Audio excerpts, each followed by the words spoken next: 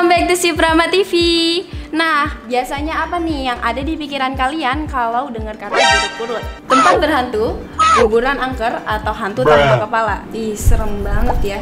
Tapi tahukah kalian selain jeruk purut banyak juga tempat mistis lainnya yang dijadikan lokasi wisata? Buat pecinta tantangan horor, tonton terus video ini ya. Jangan lupa untuk subscribe channel ini. Bersama aku Nabila dan ini dia 6 destinasi wisata paling mistis di Indonesia.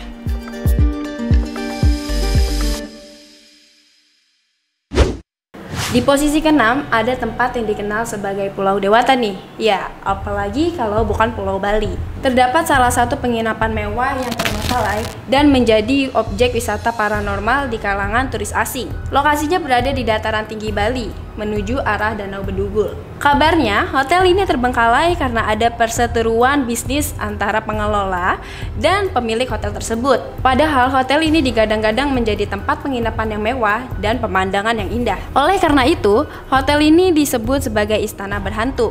Menurut beberapa saksi, di hotel ini sering terdengar suara-suara aneh seperti orang-orang sedang berlarian, padahal tidak ada siapa-siapa di sana. Belum lagi penampakan sosok laki-laki yang berjalan di sekitaran hotel tersebut. Ada yang berani datang ke tempat ini? Lanjut ke posisi 5. Wong Semarang pasti tahu nih tempat ini. Iya, Lawang Sewu. Tempat wisata yang kerap disebut sebagai rumah 1000 pintu ini kerap menyimpan banyak misteri. Seperti halnya yang sering terjadi di sana, munculnya penampakan saat wisatawan sedang mengelilingi lokasi tersebut. Konon saat penjajahan Jepang di masa lampau, Lawang Sewu dijadikan markas utama mereka. Lawang Sewu juga sering memiliki terowongan rahasia yang menghubungkan antara kediaman gubernur dengan pelabuhan. Selain itu, lorong-lorong di bawah tanah juga dijadikan tempat pembantaian tawanan yang disiksa oleh tentara Jepang. Dan jasad para tawanan tersebut ditumpuk di sudut ruangan bawah tanah. Di tempat inilah sering terlihat wanita yang berbadan tinggi dengan kaki yang tidak menyentuh dengan lantai. Ih, serem ya. Lanjut ke posisi keempat. Tempat ini paling terkenal nih di Jakarta, apalagi sampai dibuatkan film yang mengangkat kisah horor di dalamnya. Ya, kalian pasti tahu kan, terowongan Casablanca. Terowongan dengan panjang 8 km ini ternyata sering terjadi kecelakaan yang memakan banyak korban. Sejak pertama kali dibangun pada tahun 1993. Usut punya usut, sebelum dilakukan pembangunan, terowongan ini dulunya merupakan tempat pemakaman. Ketika dilakukan proyek pembangunan, para pekerja membuang semua kerangka di pemakaman tersebut secara tidak layak, yang membuat para roh gentayangan, dan sosok yang paling terkenal adalah sosok wanita berpakaian merah. Mulai dari situlah muncul mitos yang mengatakan bahwa kita harus membunyikan 3 kali klakson sebelum melewati terowongan tersebut agar tidak mengalami kecelakaan dan melihat sosok hantu berpakaian merah tersebut. Masuk ke posisi 3. Tempat yang satu ini terletak di Yogyakarta, tepatnya di Gunung Merapi. Diketahui gunung ini dikuasai oleh kerajaan yang tak terlihat. Mungkin bagi anak indigo bisa ngeliat yang tak kasat mata gini nih. Terdapat lokasi favorit yang menjadi spot berkemah para pencinta alam, yaitu Pasar Bubra. Diyakini bahwa ketika larut malam, saat para wisatawan berkemah mulai tidur, sering terdengar suara hiruk pikuk keramaian yang diiringi oleh suara gamelan. Para wisatawan berkemah yang sering mendengar hal ini mengaku sudah terbiasa. Selain itu, terdapat juga bunker di Gunung Merapi ini yang pernah menewaskan 2 orang penjaga akibat lahar panas saat gunung ini meletus. Konon masyarakat setempat mempercayai bahwa kawah Gunung Merapi merupakan gerbang menuju kerajaan gaib yang tak kasat mata itu. Cukup mistis juga ya. Lanjut ke posisi kedua. Krisis pada tahun 1998 lalu telah menjadi trauma mendalam bagi para korban. Tak terkecuali tragedi kebakaran yang terjadi di Yogyakarta Department Store yang telah menewaskan lebih dari 300 orang.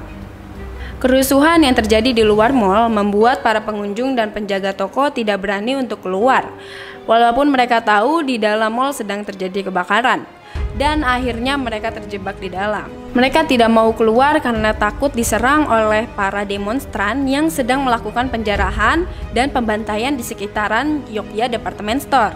Nahasnya mereka semua malah tewas terbakar di dalam mal. Akibat kejadian tersebut, mall ini pun sempat terbengkalai. Namun, pada tahun 2000 dilakukan renovasi dan tempat tersebut diubah namanya menjadi Mall Klender.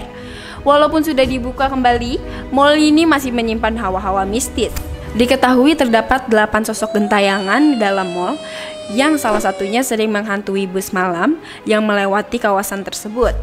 Lalu, terdapat juga telepon umum yang terbakar di samping mall itu dan sampai sekarang tidak pernah dibuang atau diganti. Karena orang-orang di sana yakin terdapat arwah yang tinggal di situ. Dan tak satupun orang yang berani untuk membuangnya. Anda berani untuk membuangnya? No, God! Di posisi pertama, tempat ini sangat terkenal oleh semua kalangan. Apalagi kalau bukan Pelabuhan Ratu.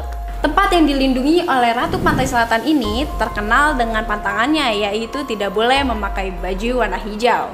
Awalnya cerita ini bermula dari kejadian yang menewaskan banyak wisatawan yang tenggelam di dalam pantai tersebut. Sebagian besar korbannya adalah laki-laki dan semuanya memakai pakaian berwarna hijau. Dari sinilah beredar kepercayaan bahwa Ratu Pantai Selatan atau Nyi Roro Kidul tidak suka ada orang lain yang datang dan memakai pakaian dengan warna kesukaannya, yaitu warna hijau. Akibatnya, jika mereka melanggar maka sang ratu akan menarik mereka ke bawah laut. Banyak orang yang percaya akan keberadaan sang ratu, tidak terkecuali Bung Karno. Bahkan, salah satu hotel di pantai selatan yaitu Samudra Beach Hotel menyediakan kamar khusus di nomor 308 yang diperuntukkan bagi sang ratu.